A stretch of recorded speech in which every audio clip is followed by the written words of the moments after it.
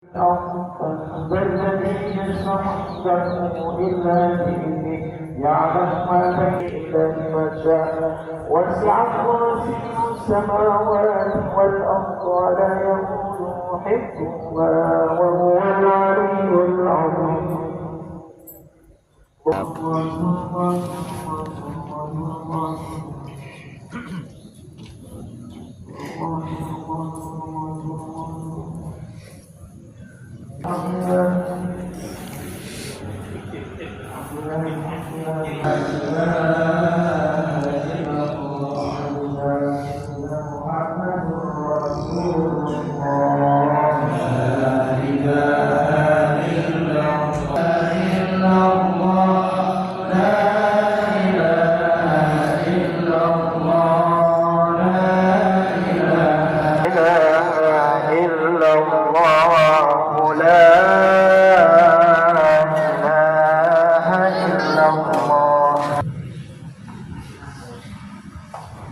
Bismillahirrahmanirrahim. Alhamdulillahirabbil alamin. Allahumma shalli ala sayyidina Muhammad. Allahumma ighfir lana dhunubana wa liwalidina bi ni'matika tibus shalihat. Sallallahu alaihi kariman. Innaka antal waliy as-sabr jamil du'a bi janbana ya salam tabarakal rasul wa la tanabi saqiyan wa la mahruma wa la tuhrina sa'ada khairik wa haqiqa tawakkul alayka wa khalis rabbana fi madadika wa la qulubana min kalbina wa qsumu juhana al-hayy. Allahumma rizqna khairas sabah wa khairal masa wa khairal layl wa khairal nahar wa khairal qada wa khairal qadri. Allahumma sifana sarra sabah sarra masa wa sarra layl wa sarra nahar wa sarra qadri wa sarra qadri. Qala Allah Ta'ala fi kitabihil karim wa huwa asdaqul qa'ilin. A'udzu billahi minasy syaithanir rajim. Bismillahirrahmanirrahim. Wa may yu'azzim hadratil mukarramin, para alim ulama, para asatidz, wabil khusus Ketua Bersuci Alhamdulillah Bapak Lurah Ciliwung, Bapak Sutiadi Presiden,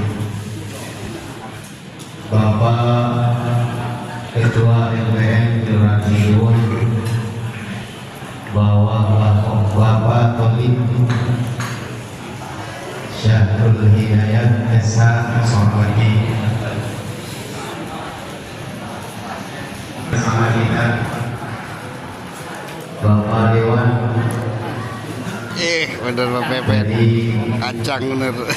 Koordinasi Bapak Wah, bener, non kolesterol, singkong. Sawit, Edi Sandra, Mama.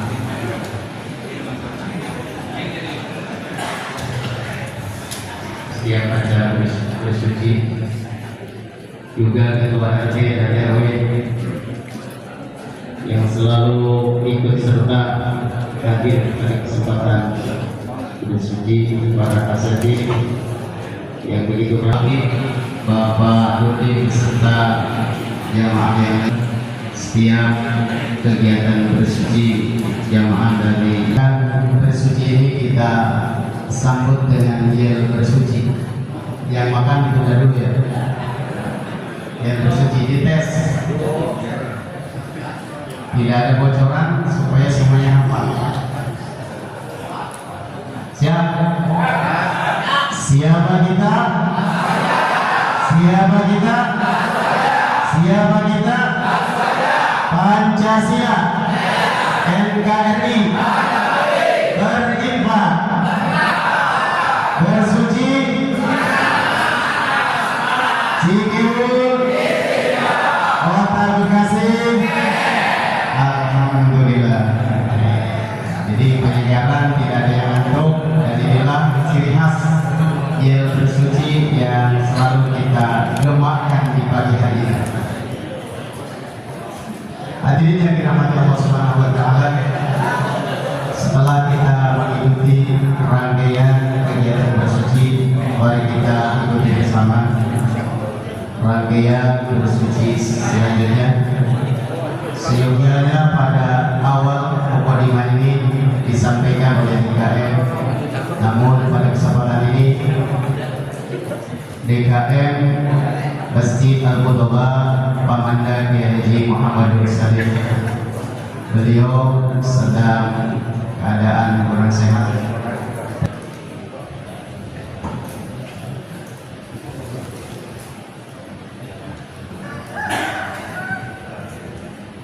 Assalamualaikum warahmatullahi wabarakatuh. Waalaikumsalam warahmatullahi wabarakatuh. Bismillah, alhamdulillah, wassalatu wassalamu ala rasulillah wa ala alihi wa sahbihi wa man wala, la hawla wa la quwata illa billah, amma ba'du. Pertama-tama tak lupa kita panjatkan rasa puji syukur kita atas kehadiran Allah Subhanahu wa taala yang mana telah banyak memberikan bermacam-macam nikmat sehat, nikmat iman serta nikmat yang lain, sehingga kita bisa berkumpul bersilaturahmi pada kesempatan subuh pada pagi hari ini. Salawat dan salam selalu tercurahkan kepada junjungan Nabi besar kita Muhammad sallallahu alaihi wasallam.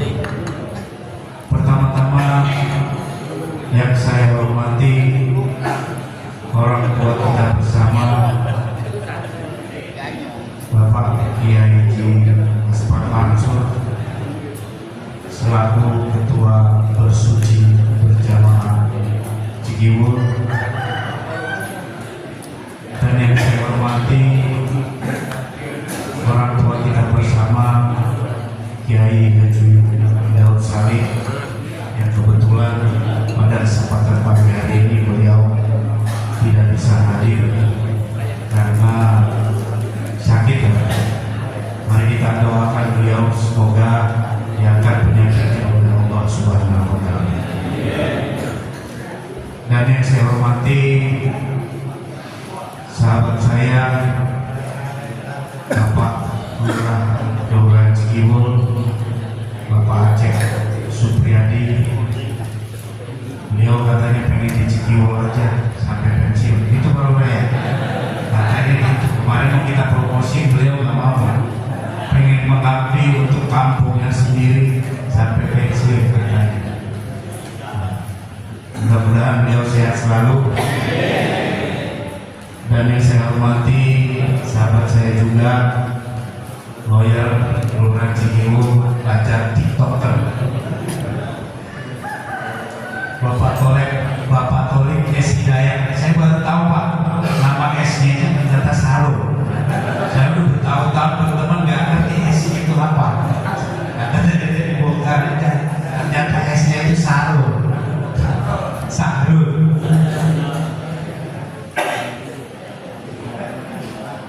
Dan yang saya hormati Bapak Ustadz Farhan Gunawan, dan yang saya hormati Bapak Ustadz Musir, dan yang saya hormati Bapak Ustadz Komik Ardiansa, dan Bapak Ustadz Badrus Salam, dan yang saya hormati Bapak Ustadz Ahmad, dan yang saya hormati Bapak Ustadz Hasan Asari, dan tak lupa yang saya hormati juga orang tua saya. Tanggal 26 Agustus kemarin saya sudah setahun. Cuman aktifnya saya itu mulai dilantik tanggal 26 Agustus 2024. Aktifnya itu baru di Januari 2022. Mungkin para jamaah bertanya-tanya, ini Dewan setahun ngapain aja?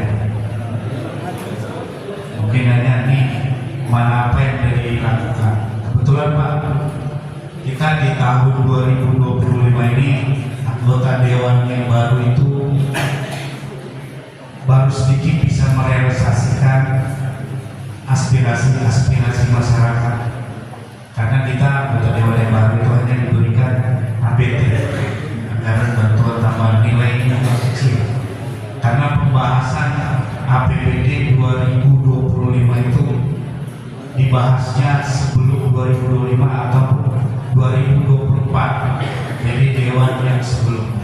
Jadi Kalau anggota dewan yang baru hanya mendapatkan anggaran bantuan tambahan di 2025, nilainya juga kecil. Dan memang di tahun ini kebetulan ada di aspirasi saya mungkin di RW 02, tapi insya Allah tahun 2026 aspirasi saya kelurahan Bantar Gebang dan kelurahan Ciliwung semua saya berikan untuk 2 kelurahan, karena memang di kelurahan Bantar Gebang dan Ciliwung yang maklum Bapak, kalau anggota dewan ini jadi pasti suaranya lebih banyak, akan memberikan aspirasi di beberapa wilayah yang di suaranya lebih banyak.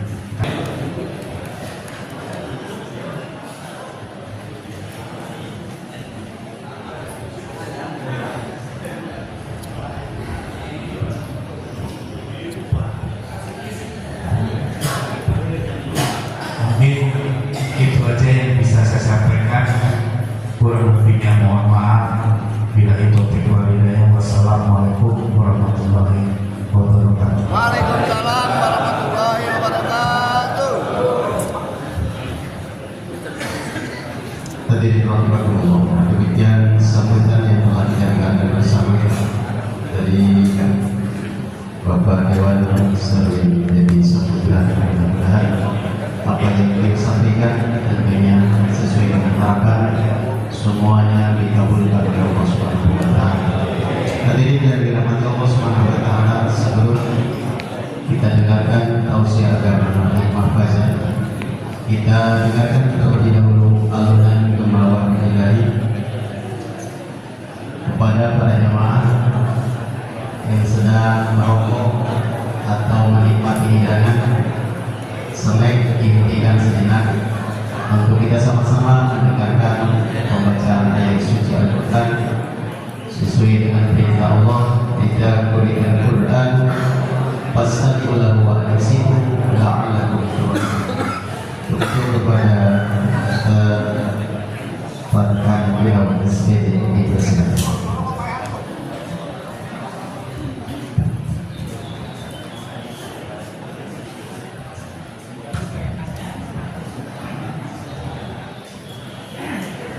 Assalamualaikum warahmatullahi wabarakatuh. Waalaikumsalam warahmatullahi wabarakatuh.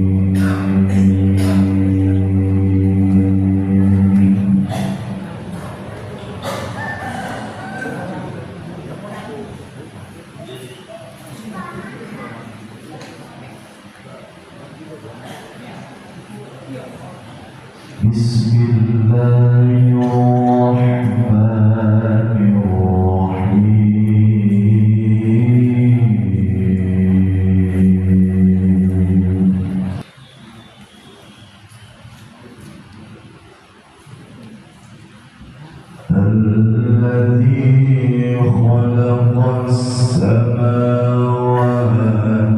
والأرض وما بينهما في 6 أيام.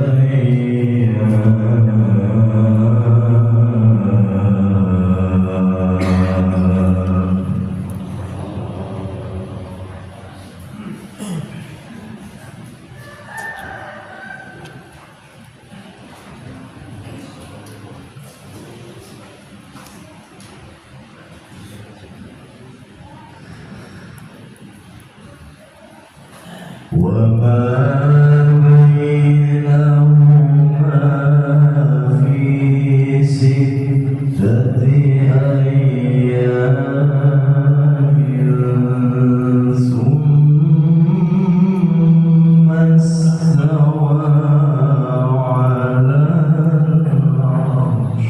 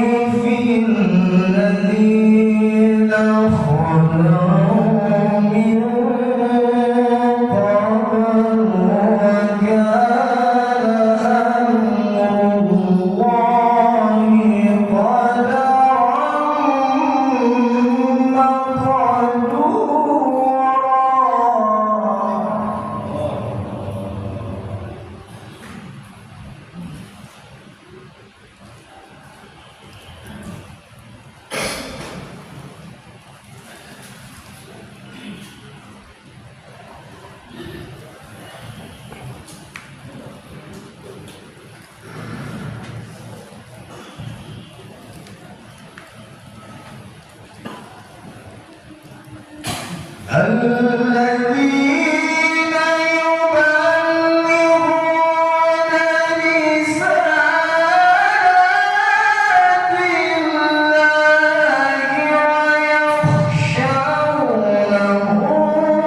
ولا يخشون أحدا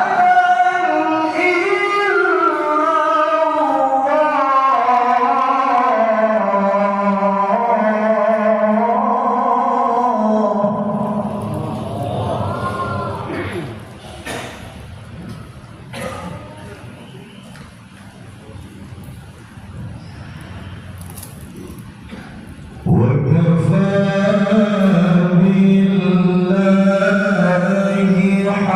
حسيبا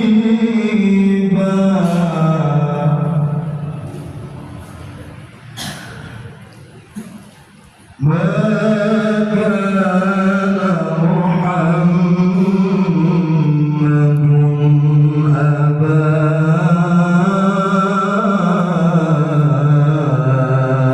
أحد من رجالكم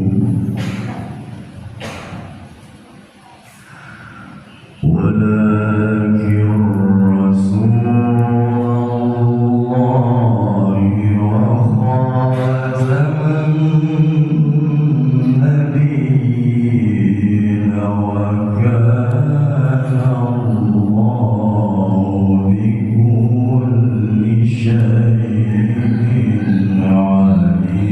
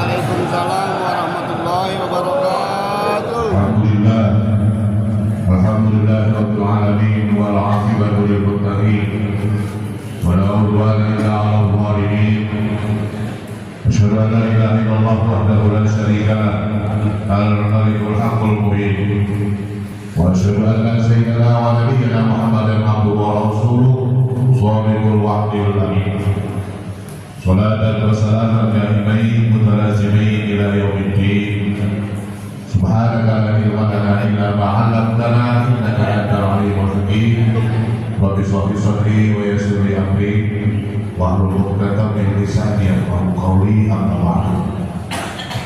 Hadirin mukarramin wa mukarramin para masyayikh, hadirin ulama, guru-guru kita yang hadir di kesempatan pagi hari ini,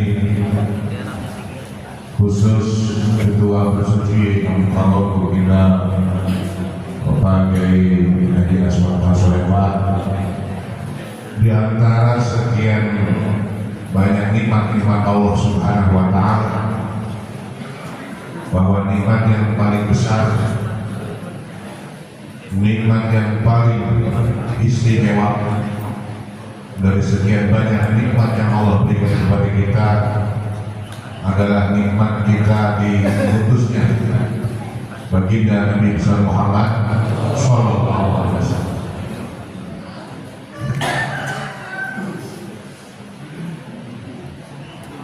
Allah Subhanahu wa Ta'ala menyatakan perihal ini di dalam Quran di surat Al-Imran. Laqad manallahu 'alal mu'minina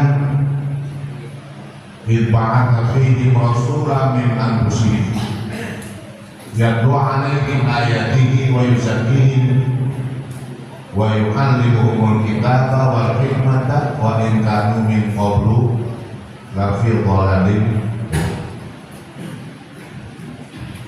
bahwa Allah Subhanahu wa Ta'ala telah menganugerahi, memberikan anugerah besar. Kenapa saya sebut anugerah besar? Nanti ini anugerah ini sangat besar. Nanti ada anugerah besar, ada anugerah yang sangat besar. Giliran di dalam ayat ini kita terjemahkan makna ini adalah anugerah, nikmat yang sangat besar. Semuanya nikmat Allah ini besar. Semua yang namanya anugerah Allah ini besar. Tapi ada nikmat dan anugerah yang paling besar, yaitu ib'asa fihim rasulan min anfusihim. Kita diberikan, diutus seorang rasul yang bernama Nabi Muhammad Sallallahu Alaihi Wasallam. Ini adalah anugerah, ini adalah nikmat yang sangat luar biasa. Akan tetapi anugerah besar ini hanya bisa dinikmati. Anugerah besar ini hanya bisa dirasakan alal mukminin, khusus hanya kepada orang-orang yang beriman. Hadirin jamaah rahimakumullah, ini ayat sebetulnya ada kaitannya dengan ayat sebelumnya. Ayat ini bentuk tasliyah. Tasliyah ini artinya semacam hiburan. Allah memberikan hiburan kepada orang-orang mukmin saat itu karena mengalami kekalahan di perang Uhud, supaya orang-orang mukmin tidak begitu kecewa. Pasukan Rasulullah yang kalah di perang Uhud ini tidak begitu mendalam memikirkan terus-terusan kekalahan. Maka salah satunya adalah ini ayat bentuk tasliyah Allah Subhanahu wa Ta'ala. Jadi orang kalah ini Pak bisa mengganggu fisik. Orang kalah ini bisa mengganggu psikis. Jadi setelah perang Uhud ini banyak keluhan-keluhan yang diderita oleh pasukan-pasukan Rasulullah Sallallahu Alaihi Wasallam. Apa yang menyebabkan kekalahan daripada perang Uhud ini? Jadi perang Uhud ini perang ajang balas dendam. Balas dendam kekecewaan orang-orang kafir Quraisy di Mekah saat mereka dikalahkan di perang Badar. Jadi di perang Badar ini orang-orang kafir kalah telak. Akibat kekalahan di perang Badar ini, ekonomi orang-orang Mekah saat itu terpuruk. Orang Mekah tidak bisa berdagang ke negeri Syam. Setiap mereka mau berdagang ke negeri Syam, mereka dijaga di Madinah. Dan setelah perang Badar ini, kekuatan Islam di Madinah semakin kuat, semakin kuat, semakin kuat, semakin kuat. Nah, sehingga timbullah inisiatif dari pemimpin-pemimpin Mekah. Orang-orang Mekah ini bermusyawarah, kafir-kafir Mekah ini bermusyawarah. Kita ini nggak boleh tinggal diam. Islam semakin lama semakin besar. Kok kita nggak bisa berdagang lagi, nggak bisa berbisnis lagi? Bagaimana ini? Ya, maka inisiatif pembesar-pembesar kafir Quraisy di Mekah, mereka berkumpul yang dikomandoi oleh Abu Sufyan. Maka dihimpunlah pasukan, kurang lebih 3.000 pasukan di Mekah dalam rangka untuk menyerang, ya, mengadakan balas dendam, ya, atas kekalahan mereka di perang Badar. Rencana ini yang masuk sekalian diketahui oleh baginda Rasulullah Shallallahu Alaihi Wasallam bahwa orang-orang Mekah, ya, yang dipimpin Khalid bin Walid dalam waktu dekat akan menyerang Madinah. Maka malam itu juga Rasulullah Shallallahu Alaihi Wasallam pun mempersiapkan, mengantisipasi serangan daripada pasukan yang berjumlah 3.000 tadi. Berapa pasukan yang dihimpun oleh Rasul saat itu di Madinah? Yaitu kurang lebih 1.000 orang. Jadi di perang Uhud ini, ya, orang-orang musuh itu berjumlah berapa? 3.000, sedangkan pasukan Rasulullah berjumlah 1.000. Nah, di malam harinya Rasulullah bermusyawarah dengan pembesar-pembesar muhajirin termasuk orang-orang Ansor. Dari musyawarah ini banyak pendapat-pendapat bagaimana kita mempertahankan Madinah. Kata Nabi dan pembesar Madinah saat itu, kita lebih baik bertahan saja. Kita nggak usah keluar dari Madinah, tapi bertahan. Jadi kalau bahasa sekarang bisa disebut perang kotak. Jadi ada musuh, kita nggak usah keluar, kita bertahan saja. Itu namanya perang kotak. Ini pendapat Nabi termasuk pendapat pembesar-pembesar orang-orang muhajirin saat itu. Tapi apa yang terjadi? Para pemuda Ansor, pemuda Madinah saat itu tidak setuju. Mereka mempertahankan harus keluar, mengantisipasi kedatangan musuh yang jumlahnya 3.000 tadi harus keluar. Maka Nabi pun menghargai daripada pendapat pemuda-pemuda tadi, sehingga Nabi pun ikut serta pendapat tersebut dan berangkat menuju bukit yang namanya Bukit apa? Bukit Uhud. Inilah yang Allah menyatakan dalam Quran, wa idh ghadawta min ahlika tubawwi'ul mu'minina maq'ida lil qital. Jadi setelah malam harinya mempersiapkan pasukan yang jumlahnya berapa tadi? Jumlahnya 1.000. Pagi-pagi Nabi langsung keluar dengan baju besi, dengan pasukan yang jumlah 1.000 untuk menuju bukit apa? Bukit Uhud. Apa yang terjadi? Belum sampai ke Uhud, Pak. Namun mereka Bekasi Makarak menepi bodohan enteng. Ini ada orang yang menggembosi, ada orang yang menggembosi. Pasukan Nabi yang tadi berjumlah 1.000, tiba-tiba ada orang yang memprovokasi Abdullah bin Ubay bin Salul, tokoh munafik. Ini mereka mempengaruhi pasukan ini. Jadi ya gak bakalan datang katanya yang 3.000 ini. Orang di perang Badar aja dulu sudah kalah katanya. Gak bakalan. Kita ini punya istri, punya anak, ngapain segala ikut perang? Udah kita mau biar balikan nanti. Orang begitu. Jadi ini Pak, yang namanya Ubay bin Salul ini luar biasa Pak. Ini dulu dia ini kenapa?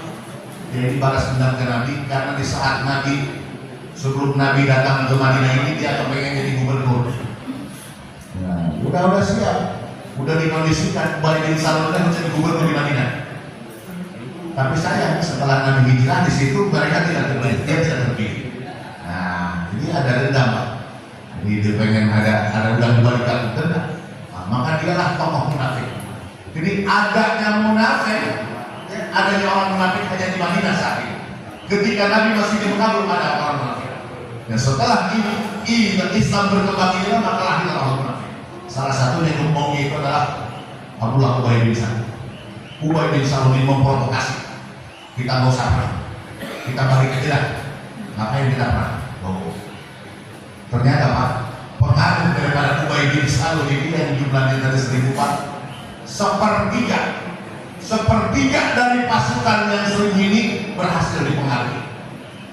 Saya itu seperti itu Pak, 300 orang Pak, dari 1000 pasukan Nabi 300 orang membelot. Mipir, tinggal reos. Waduh, kemana ya? Tersisa 300. Betapa sakitnya Nabi Shallallahu Alaihi Wasallam. Sudah dikondisikan dalam reos, kok pada pulang? Ini saatnya kita melawan musuh, kok pada pulang? Ini pengaruh daripada orang munafik, menggembosi daripada pasukan Nabi Shallallahu Alaihi Wasallam. Nah, ini yang 700 pun ya berangkat. Biarkan mereka yang 300 pulang, dan hampir yang 700 pun ya terpengaruh juga. Jadi terusan itu ayat idhamat kok ibatan antarsa. Jadi mereka yang 700 pun hampir dipengaruhi juga. Tapi kemudian mereka diberi kekuatan oleh Allah Subhanahu wa Ta'ala sampai di Bukit Uhud yang 700. Maka baginda Rasulullah Shallallahu Alaihi Wasallam melakukan dari kita. Kami Rasulullah langsung memposisikan. Jadi seorang komandan yang luar biasa. Jadi Rasul ini ahli perang. Jadi dalam perang ini gimana posisi Pak? Posisi kita bagus ya insya Allah menang. Posisi saat itu jelek ya Allah akan. Nah, maka dari kita ini Rasulullah ini menempatkan pasukannya di tempat-tempat strategis. Kamu di sini, kamu di sini, kamu di sini. Salah satunya 50 pasukan tembak. Orang Rasul disuruh naik ke bukit. Jadi kamu ini 50 sniper. Jadi ada orang-orang yang ahli tembak khusus. Orang mah nembak dekat banget itu jadi benar. Jadi sniper ini 2 itu orang kau tenang ya. Nah ini 50 orang naik ke bukit. Kata Nabi, kalian naik ke bukit dalam situasi dan kondisi apapun tidak boleh turun. Ini pesan daripada baginda Nabi Shallallahu Alaihi Wasallam. Jadi tidak boleh turun, tetap bertahan di atas. Ini yang 50. Berarti 700 naik 50 tersisa berapa? Tersisa 110. Nah, yang di bawah ini sudah berjaga-jaga. Maka datanglah pasukan yang 3000. Nah, udah terjadilah perang. Benar Pak. Posisi Nabi ini sangat luar biasa. Maka dalil kita, jadi awal daripada perang ini ya diuntungkan umat Islam sakit. Musuh terdesak. Jadi yang pasukan 3000 ini langsung mundur.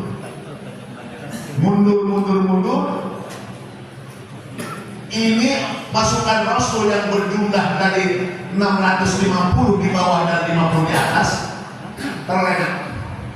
Mereka menganggap wah kita sudah menang. Kebetulan bawaan dari musuh ini ditinggalkan di lapangan begitu saja. Jadi mulai nama HP-nya di dapur, di Blina, mereka cari kamar di Jakarta. Wah, dikumpulkan Pak. Wah, sudah mereka mundur semua. Jadi gonimat harta musuh ini sengaja ditinggalkan di lapangan. Nah, ini pasukan Rasul ya tergiur Pak. Waduh, ini ya kesempatan ini. Agak tutupnya kan. Jadi mereka pikir menang ya, enggak kita ambil aja. Jadi musuh mundur, ya, meninggalkan harta-hartanya, perbekalannya, kemudian umat Islam pasukan Rasul mengambil barang-barangnya tadi. termasuk yang 50 tadi pun tergiur melihat teman-temannya pada berebut nyekot HP, nyekot TV, wah nyekot nanti kalian dong nyekot celana dalam, wah ya Allah ini celana dalam orang diambilin. Oh, jadi kenapa ya? Nampaknya Pak, ini musuh ini bukan kalah Pak. Mereka mundur itu ya strategi Khalid bin Walid ini. Nah, sehingga yang 50 ini turun merebutkan harta, maka Khalid bin Walid yang pasukannya dia mutar dulu dan ganti naik menggantikan posisi yang tadinya ditinggalkan. Ya udah yang 50 turun memperebutkan harta benda tadi, joya, bahasa lama joya, ribut. Wah, terlena dia memperebutkan harta. Dia tidak tahu bahwa Khalid bin Walid di atas sudah siap nembak Pak. Oh, jadi akhirnya ya diserang lagi. Ya, jadi kacau lah di perang Uhud ini Pak. Jadi salah satu kekacauan perang Uhud di saat itu banyak teman makan teman. Jadi tidak terkendali karena saking paniknya banyak yang terbunuh, temannya terbunuh dengan temannya. Nah ini kenapa? Pelajaran ya bahwa kekalahan perang Uhud ini salah satunya adalah indisipliner. Apa indisipliner? Yaitu tidak disiplin, tidak mentaati daripada siapa? Perintah Nabi Shallallahu Alaihi. Awalnya kata Nabi dalam situasi apapun jangan turun. Tapi ya tergiur tadi dengan harta. Nah inilah salah satu kenapa ayat ini diturunkan. Salah satunya adalah menghibur. Udah yang kalah aja. Tidak usah ditangisi, jangan terlalu karena masih ada lagi anugerah besar. Masih ada lagi nikmat besar Allah Subhanahu Wa Taala. Apa nikmat besar? Apa anugerah besar?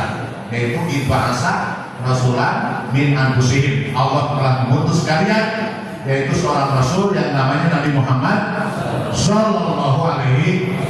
Pertanyaannya untuk apa Nabi diutus? Setidaknya ada 3 visi misi yang dibawa oleh Rasulullah. Tugas Rasulullah Sallallahu Alaihi Wasallam yang diemban, satu adalah yaitu alaihi ayatihi. Rasulullah Sallallahu Alaihi Wasallam mengajarkan, menyampaikan ayat-ayat kaumnya, mengajarkan semua yang ada di muka bumi ini disampaikan. Ini manfaat ayat, ini manfaat pohon-pohonan, ini manfaat dan seterusnya. Apa-apa yang ada di muka bumi ini yaitu alaihi disampaikan, diajarkan oleh Rasulullah Sallallahu Alaihi.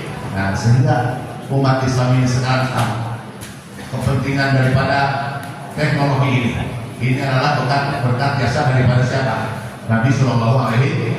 Kemudian yang kedua, visi Nabi ini adalah wayuzakihim. Nabi membersihkan akidah orang-orang jahiliyah. Baik itu akidah berhubungan dengan akidah, dengan ibadah, termasuk dengan muamalah dan munakaah. Jadi orang jahiliyah ya dulu mereka sama ibadah, cuma ibadahnya ya tadi kotor dia. Dia ketika sholat di depannya ya ada patung. Dia ketika sholat ada Lata, Uzza dan Manat. Mereka melaksanakan to'ah. Cuman kalau to'ahnya orang jahiliyah itu telanjang Pak. Ini menyimpang. Itu perempuannya telanjang kalau malam hari. Laki-lakinya to'ah, siang hari telanjang juga. Nah inilah oleh Rasulullah disebut wa yuzakim. Oleh Allah wa yuzakim. Hal-hal seperti itu dibersihkan oleh Nabi. Termasuk dalam munakaah, termasuk dalam muamalah dan seterusnya. Munakaah tukar ganti pasang, kita ganti pasang. Ada istri teman kita senang, udah gantian bini lu gua ambil ya Pak. Ini di zaman dahulu. Nah makanya wa yuzakim, hal seperti itu diberantas dan dibersihkan oleh baginda Rasulullah Sallallahu Alaihi. Dan yang terakhir, misi, fungsi, tugas Rasulullah Sallallahu Alaihi Wasallam adalah wa yu'allimuhumul kitaba wal hikmah, mengajarkan Quran, mengajarkan Sunnah. Dan alhamdulillah dengan Quran dan Sunnah ini kita bisa tahu mana yang hak, mana yang batil, mana perkara yang halal, mana perkara yang halal dengan berkat jasa daripada baginda Nabi kita Muhammad Sallallahu Alaihi Wasallam. Maka mudah-mudahan momentum Rabiul Awal, ya, momentum peringatan Maulid Nabi Sallallahu Alaihi Wasallam semakin menambah kecintaan kita kepada Nabi Sallallahu Alaihi Wasallam. Bagaimana cara mensyukuri kita? Bagaimana kita bersyukur kepada Allah dengan diutusnya Nabi?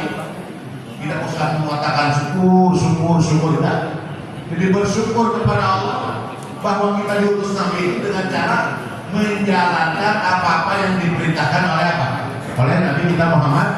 Artinya mengikuti sunnahnya. Ya, nggak usah kita, saya bersyukur ada Nabi Muhammad, tidak usah. Cukup kita mengikuti apa yang dilakukan oleh Nabi. Ya, terlebih-lebih zaman sekarang. Ini banyak kendala-kendala sunnah Nabi ini terhalang.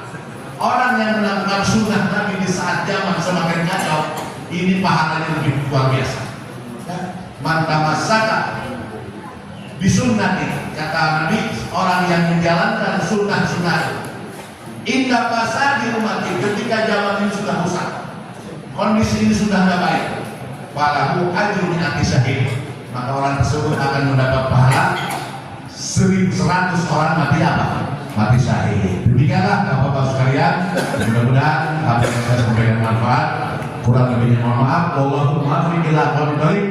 Wassalamualaikum warahmatullahi wabarakatuh.